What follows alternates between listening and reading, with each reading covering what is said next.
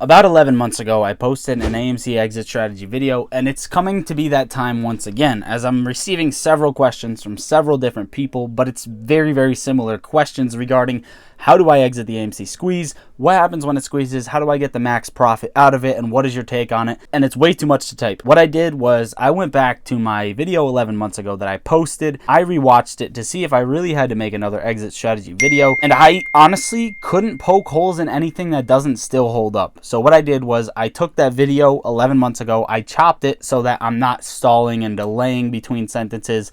I cut all the spaces so the video is a little bit faster. If you want to know how to exit AMC with max profit, make sure to watch this exit strategy all the way through. And as always, guys, of course, if you want to join the Discord, if you want good incentives, those links are under the video. Let's get to watching this AMC exit strategy. For all of those who asked, this is it.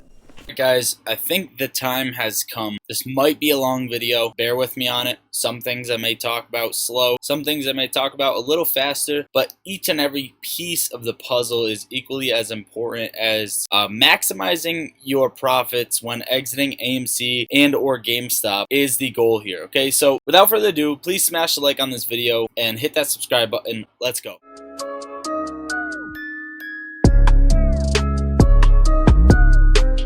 Okay guys, so the first thing we have written down is FOMO, gamma, and squeeze. Okay, short squeeze. FOMO, fear of missing out. Gamma, when this is more so the option chain side of things, and then short squeeze when shorts actually cover. Now, if we were to go take a look at AMC, you would see it squoze to 20 and it squoze to 70, right? That didn't really happen. Shorts never got out, and that is why the play is still in ongoing play. Therefore, this was gamma and FOMO. Okay, so just showing you what gamma and FOMO can do, you guys can kind of take that into consideration as to why it's written down in the exit strategy. Okay, then we have retail whales, big players, aka Vanguard, BlackRock, and there are many other ones, but those two are huge players who hold a lot of shares, and we have large shorts, and we'll get into that in 1 second. So retail whales, I would like to think of as potentially anybody holding more than 20,000 shares or so of AMC. Okay, so actually maybe even over 10,000, right? A large figure share amount of retail whales. Okay, retail whales, big players such as Vanguard, BlackRock, and large shorts. This is all going to play a factor into selling pressure on AMC when it is squoze and coming down, or at least when there's a stump or a rock in the momentum. So retail whales selling, they're going to be taking a lot less risk than perhaps you and I, right? You and I with between, we'll say the average retail investor holds 200 shares, 200 to 5,000, okay? They're going to be taking a lot less risk, as in they already have life-changing money at, you know, a couple $100, as we're waiting for a couple thousand. Okay, these are going to put a little bit of rocks in the momentum, but it's not going to stump it if we play this correctly. Also, big players, Vanguard, BlackRock, they're not going to take as much risk whatsoever. They're already lending out their shares to collect a little bit of profit here. Large shorts are going to be an issue as getting to the top somewhere, right? Shorts aren't going to jump in when the volatility is still kicking in, cranking, and them realizing that shorts are still trapped in this. They're not going to jump in and short as well to come along for the fun. As for more closer to the peak, shorts will be jumping in large positions, hammering this stock back down. As retail is still buying, some retail being trapped in the stock, which leads me to another thing, not financial advice. Do not buy back in. If you sell at 100 and you watch this thing ride up and you're feeling depressed that you didn't sell at the peak, do not buy back in. This is not financial advice. This is my personal exit strategy for AMC and GameStop. Reported data and social media. Why do I have these two things written down? Okay, reported data and social media are two very important things when it comes to exiting this play. And the reason for that is because you're going to see a lot of people on Twitter, YouTube, Instagram, TikTok, wherever you see these people, they're going to be saying this isn't the max, no matter the price of AMC. They're going to be optimistic.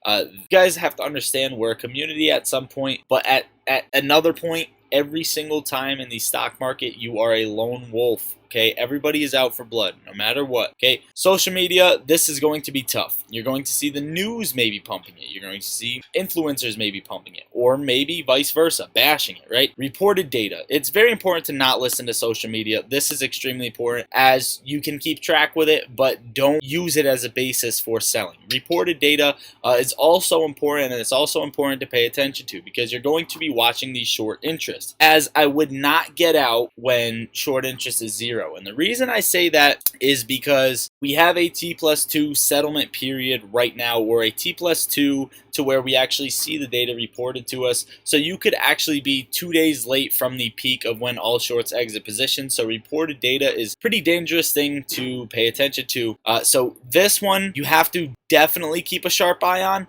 but also keep it in the back of your head. Reported data and social media, both very, very dangerous things to pay attention to, which is going to lead us into the things you should pay attention to based off of selling. Now, the next thing we're going to get into is greed and fear. What is greed? What is fear? It's pretty self-explanatory. I like to go to this quote: be fearful when others are greedy. Okay, so greed always comes down, but fear is your peak.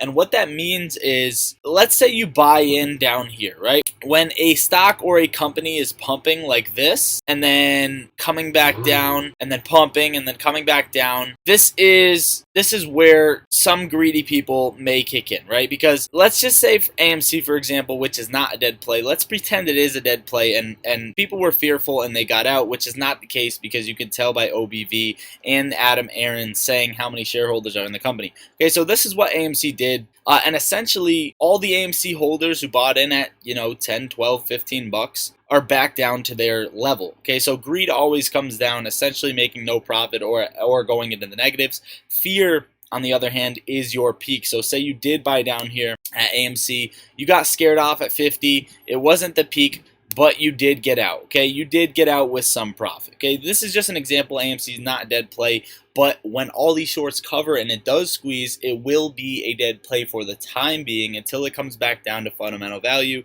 I think fear and greed are very important. They shouldn't shift you too much, because you shouldn't bring emotions in too much, but no matter what, these will always come into play either way, okay? So greed and fear, also stick with your guns, stick with smarts, stick with an exit strategy, which is going to lead us into all of the things that we actually have to go over. We have sell to close, we have initial profit take, and then we have other strategies. Okay, so what do I mean by this? Sell to close would be you have 100 shares, you close this position at whatever price, you don't own anymore. Okay, this is sell to close. I personally wouldn't recommend this. Okay, I would put an X next to this. X next to sell to. Initial profit take is at some point. Let's say AMC gets back up to 77 bucks. You spent 5K on your shares, but you're already up. Let's say 20K profit. You take 5K off the table.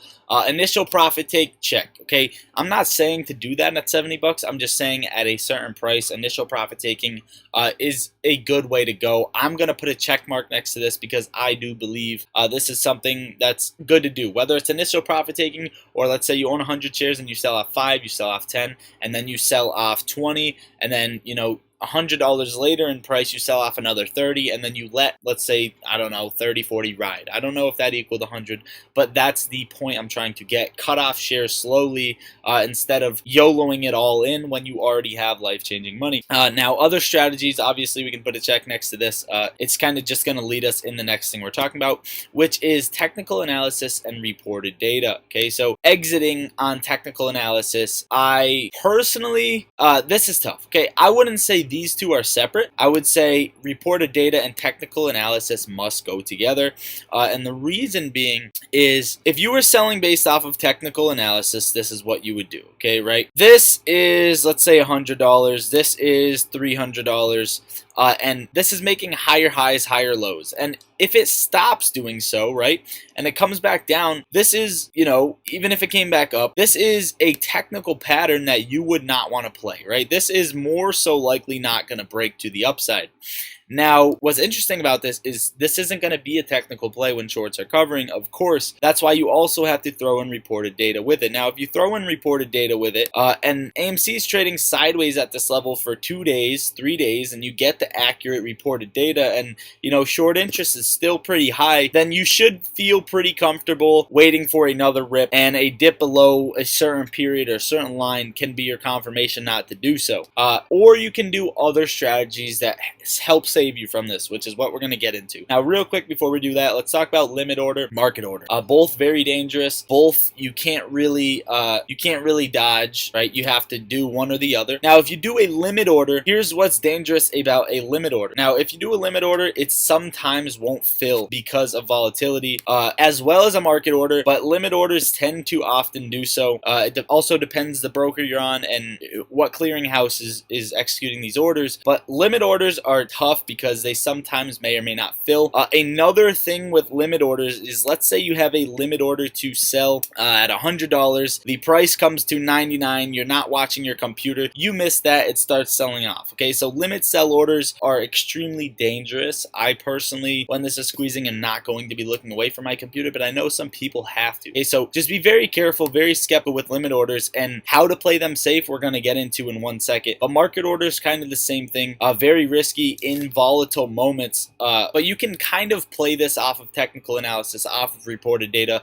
and you can kind of think where large people are going to be selling off, sell off a little bit before, which leads us into the next thing, pre-milestone selling and stop losses. Okay, stop losses, I'm going to check this off. I recommend stop losses only when you're happy with what you are up. Okay, so it is going to be extremely volatile, so stop losses can get smacked and then the price can bounce right away. Stop losses are very scary in this sort of scenario unless you're using a stop loss for partial sell off, right? Not sell the close, like you're selling partial shares, or you're using a stop loss when you're already up enough where you're happy, right? You have life-changing money, dope. You're gonna set a stop loss just in case you don't miss the peak. Also, trailing stop loss, whatever it is that you would like to do. Recommend pre-milestone selling. This one is very important. Keep this in mind.